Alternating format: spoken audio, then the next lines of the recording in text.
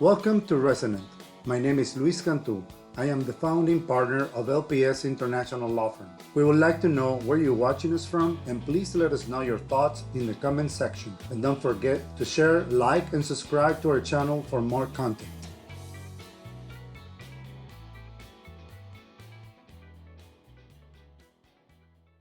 So, what is nearshoring? Very recently, we ran into the word in different media. News, presentations, webinars, seminars, and multiple specialized events.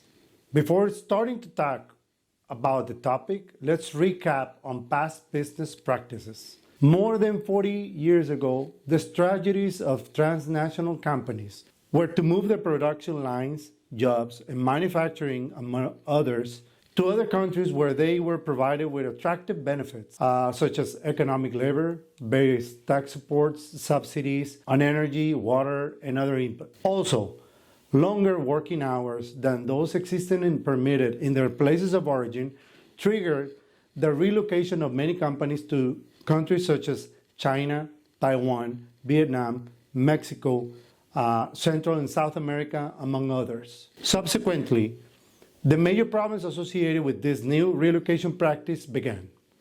The violation of human rights in the workplace occur in different ways. For example, abuse of workers, subjected to long hours, salaries below what it was fair, minors working, and other situations that gain weight in the media, and preparation on companies which little by little had to reconsider the location of its production units. After this came the now known just-in-time process, which implied not having vast and enormous existing inventories of raw materials for production processes. This caused a large majority of the companies to have to make a second relocation. That is, if your production was in China, to give you an example, and your client was in Mexico, it was not viable or practical for the just-in-time process. There was a distance in time, shipping, and other logistical circumstances, which put the production process in a predicament. When analyzing the changes in production strategies in the recent past in relation to current practices, the reality is that nearshoring is a phenomenon that has been observed because of the trade war between the United States and China. Countries like China, and those that were also affected with higher tariffs changes in the United States, were involved in a new reality. They could not compete to continue selling their products in the United States. Therefore, they had to begin analyzing options, among which was relocating their production lines to countries close to the United States, and with which they will also have a preferential trade agreements. By applying this relocation, they were able to reduce, or in some cases eliminate, the effect of the tariffs that were being applied to them, while at the same time bringing their production plants closer to the end customers. In addition to all of this situation, it happened the arrival of the pandemic due to the COVID-19 virus, which had a huge impact on life and health. The emergency preventive measures to prevent the spread provoked the total stoppage of many industries. The dependency that many companies had on components that were only produced in Asia became evident.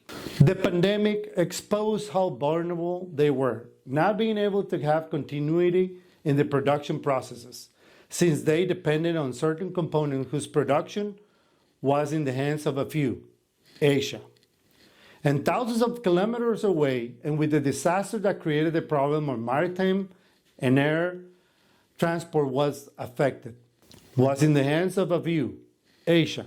And thousands of kilometers away, and with the disaster that created the problem of maritime and air transport that was affected by excess demand and crowds that at the same time led to delayed cancellations, new rules, and a collapse in international logistics, which left many companies with their processes suspended. The conclusion of the large companies once this entire process had been experienced was that it was essential not to depend on the production of components which destination could be compromised by external factors, health crisis, trade wars, long transportation distances that could eventually cause problems in deliveries. Therefore, All of this disrupts the systematic operations of things. All of these factors influence the birth of the nearshoring and consequently the imminent impact of this phenomenon in countries that have certain qualities, such as the following. Countries that have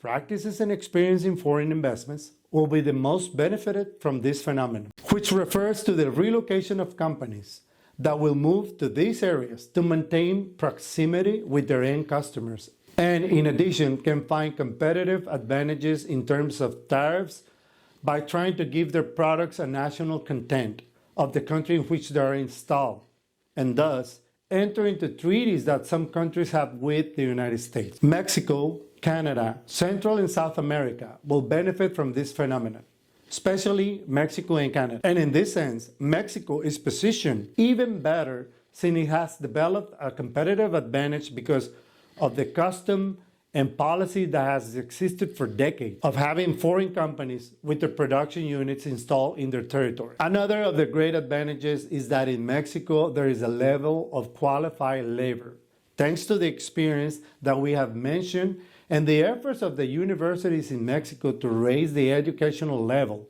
This is in collaboration with other universities in the world. Another aspect to highlight is the infrastructure of communication routes and the unmatched geographical position with the United States, making it one of the favorite destinations for nearshoring. Nearshoring has been underestimated.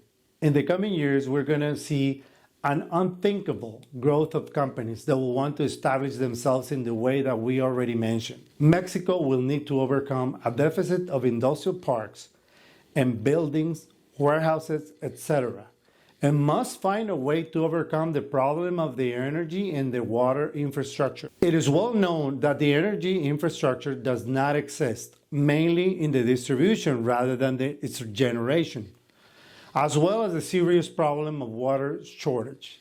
We have time to act in an orderly, planned, and committed manner, both in Mexico and in other countries that may benefit from the nearshoring, which is a phenomenon that is already here and will be here for many years. As corollary to this interview, I share with you some data to consider.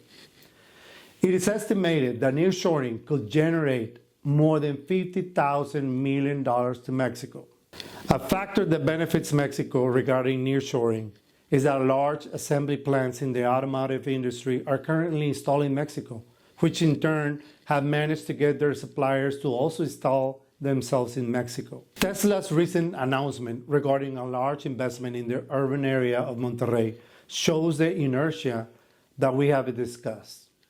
The improvement of infrastructure accompanied by continuous improvement in the legal framework in Mexico positions Mexico as the best destination candidate. Thank you.